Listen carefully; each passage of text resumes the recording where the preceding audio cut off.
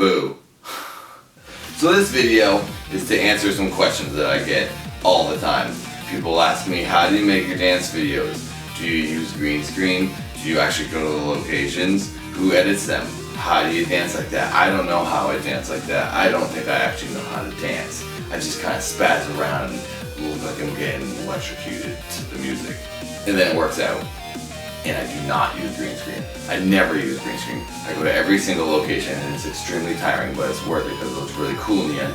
And it's a lot easier to do it that way, surprisingly, than using green screen. Because green screen is extremely tricky and you can see the little green edges around people. And I don't know how to make shadows. I can't do crap like that. You should see how I make these videos. I'll show you actually in this video. It's literally just me and a tripod. So I don't think a guy with just a tripod and a crappy camera would know how to use digital effects like that. It's easier just to walk around for a few days and get the locations. So I'm going to show you how I do all that in this video. So maybe that'll shut you up. Okay, this looks like a good spot. So what I do is I find a good background. I take my camera, I put it down, and I do this. I step 1, 2, 3, 4, 5, 6, 7, 8, 9, 10, 11, 12, 13, I step 20 steps away from the camera, stand here, camera's right there, and then I just start dancing so that then the distance between me and the camera is always the same at every location, and I cut real fast between the locations and it looks real cool if I'm doing the same motion.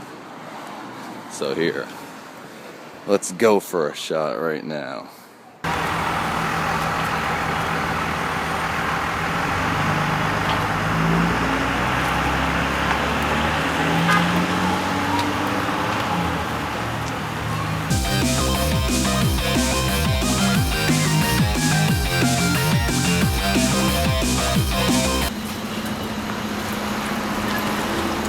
That's a good example right there of a lucky opportunity.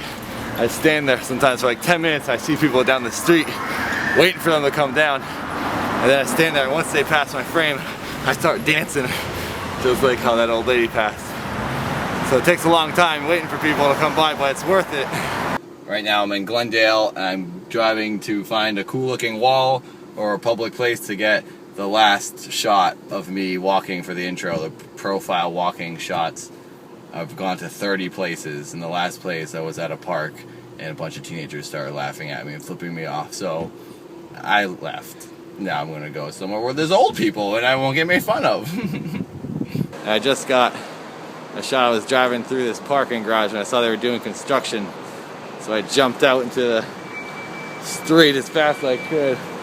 I walked by the construction stuff right there. So this is what I deal with instead of using green screen, because that surprisingly would be harder than doing this, because I don't know how to use green screen to make it look real. The only way to do it is to do it. So this is that shot that I just got. Now this is that shot with 29 other shots making up the completed intro sequence. You should know what's really going down below. Dressed in their best clothes, there are rows and rows and rows of dead man's clothes. Don't want to show you too much. You gotta wait till it's done. So hopefully that answers some questions, and hopefully it was neat to see how I do it. It takes a long time, but it should be worth it in the end because it should look pretty cool. And speaking of cool videos, I want you guys to check out my pal Mike Tompkins' new video. It's called Take Me Out to the Ball Game, and it also took a lot of work, and it's pretty cool. He makes a ton of different sounds and puts them together to make a cool song. And he did this one for Pepsi. It's awesome. Check it out. Go watch it now because I'm a fan of it and I hope you're a fan of it too. And we're all fans go together and run videos together now. And go buy my shoes. Ooh.